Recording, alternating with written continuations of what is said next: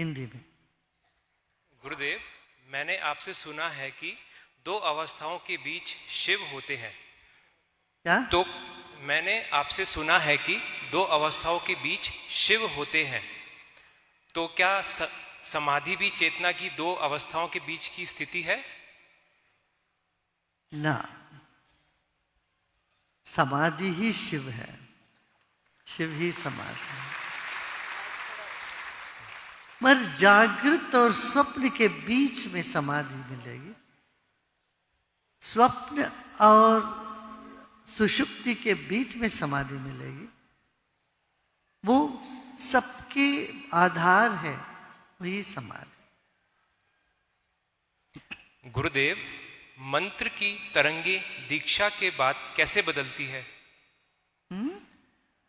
गुरुदेव, मंत्र की तरंगे दीक्षा के बाद कैसे बदलती है? नहीं, सुनाई नहीं दे रहा है इसमें माइक में। मंत्र की तरंगे दीक्षा के बाद कैसे बदलती है? हाँ, इसके लिए एक बहुत सुंदर कहानी है, सुनना चाहते हो? हाँ।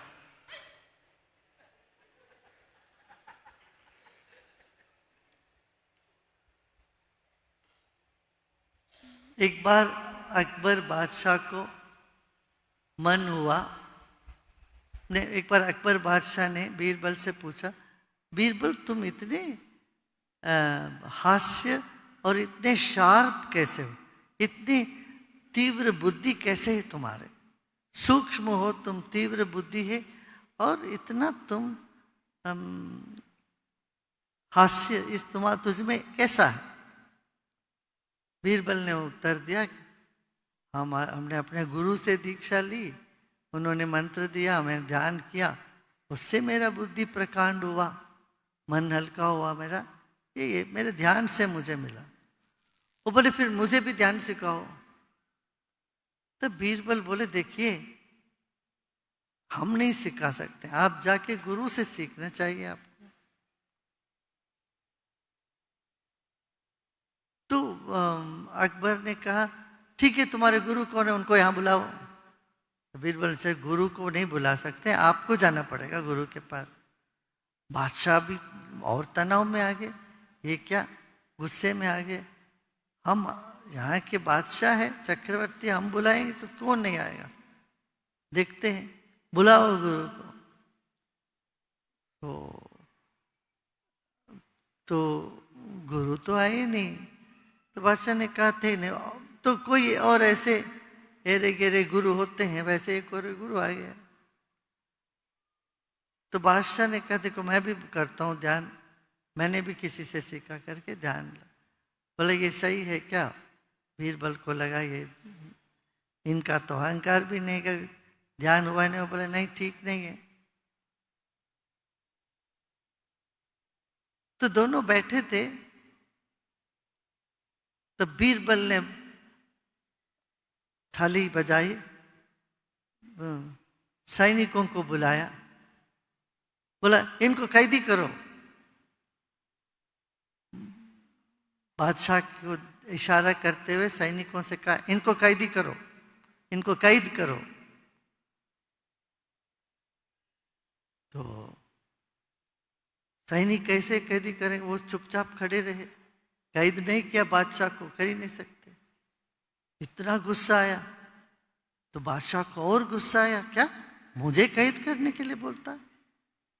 तो बादशाह गुस्से में बोले कि इसको कैद करो, बीरबल को कैद करो।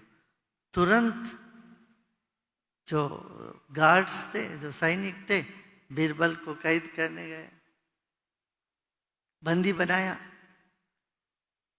तब बीरबल हंस के बोले देखिए शब्द तो एक ही था, आपने भी कहा कैद करो, मैंने भी कहा इनको कैदी बनाओ,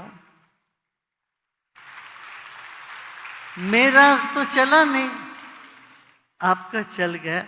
ऐसे ही मंत्र जब गुरु देते हैं या गुरु की वाणी में बल होता है, गुरु की कृपा में बल होती है। इसलिए ऐसे मंत्र पढ़ के किसी किताब में मैं भी सीख रहा हूँ, मैं भी सिखा रहा हूँ, करने से बनेगी नहीं। तो गुरु के पास जाना पड़ेगा। तब अकबर बादशाह को बहुत बात जची, रुचि। फिर वो खुद गए गुरु के पास, अपना मुकुट नीचे रख के गुरु से प्रार्थना करी, जब तक मैं अहंकार होता है तुम साधना में कुछ नहीं मिलने वाला है, शरणागत होना पड़ेगा। ये सारांश है इसका है।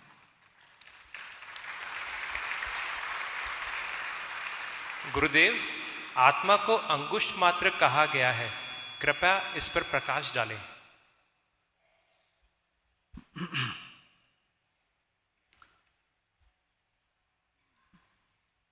पुरुष जो है, पुरुष अंगुष्ठ जैसे इतना ही है, ऐसे कहते हैं। और पुरुष व्यापक भी है, ब्रह्मांड अनंत ब्रह्मांड में व्यापक है। पुरुष के तो हजारों से हजारों। बस अभी इतना ही समझो, बुद्धि और पुरुष अलग अलग है।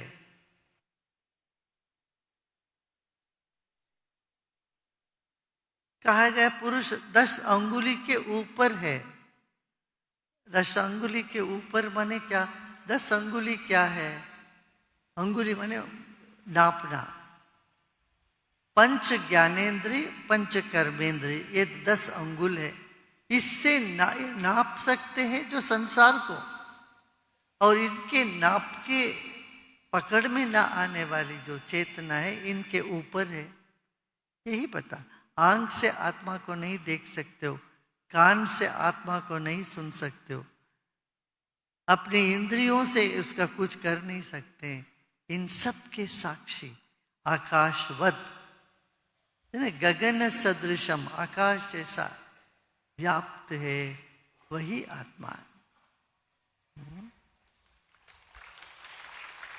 गुरुदेव, कुछ लोग अपनी इच्छा पूरी करने के लिए अपनी कोई प्रिय चीज छोड़ देते हैं, जैसे शुक्रवार को खट्टा या चावल न खाना।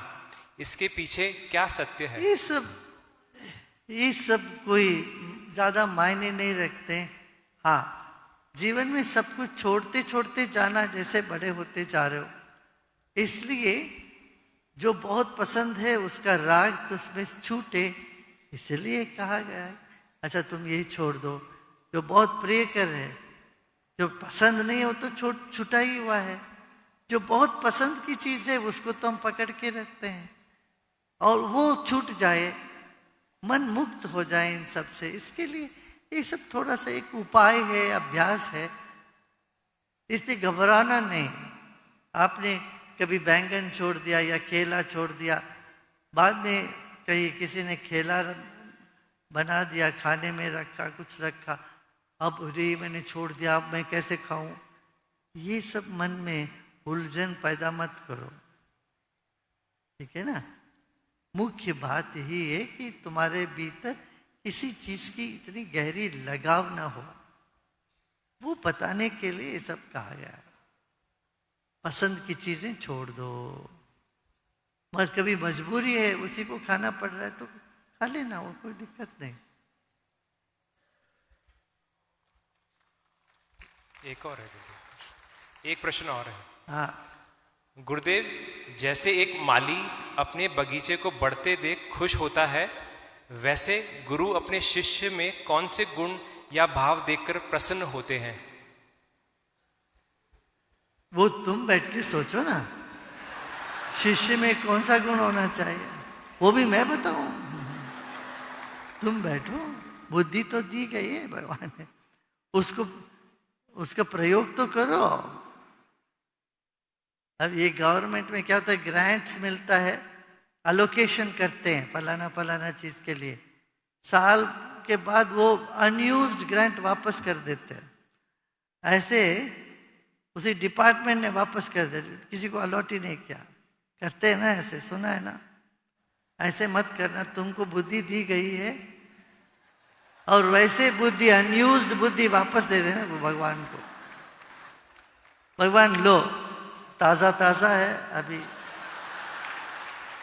इसको प्रयोग ही नहीं किया, इसको उपयोग ही नहीं किया, वापस दे दे। उपयोग करो। तुम बैठ के सोचो शिष्य में क्या गुण होना चाहिए, कैसे व्यवहार करना चाहिए, क्या कमी है। मत ये जानना अपने में जो कमी है उसको पूरा करने के लिए तो गुरु है, इतना मान लोगे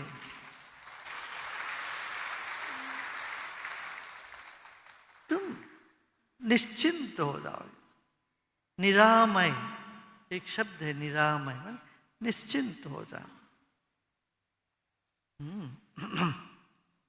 देखो यहाँ इस दुनिया में कुछ ना कुछ उपद्रव चलता ही रहेगा, कभी बंद नहीं हुआ।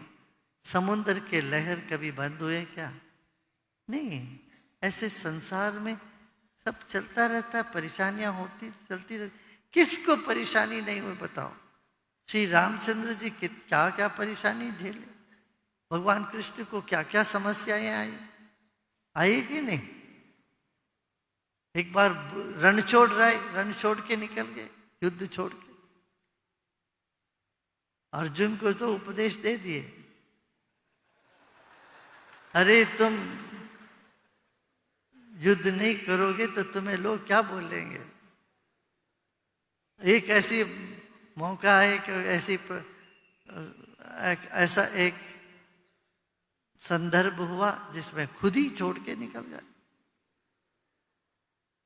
तो परेशानियां तो आती रहे, भगवान बुद्ध के ऊपर नहीं है, मगर लगता नहीं है ज्ञानियों को, वो लगता नहीं। तुम भी ऐसे रहो कि जैसे परेशानियां आती है तो निकल जाएगी। अरे जीवन ही समाप्त होएगा कि परेशानी कैसे बनी रहे, है ना? वैसे अपने मन को समस्याओं के बीच में थाम के रखना, ये साधना का बल है। साधना का बल से क्या होगा? हर परिस्थिति में थाम के आगे चलोगे, तुम आगे बढ़ते रहो, दसोगे नहीं। काफी आज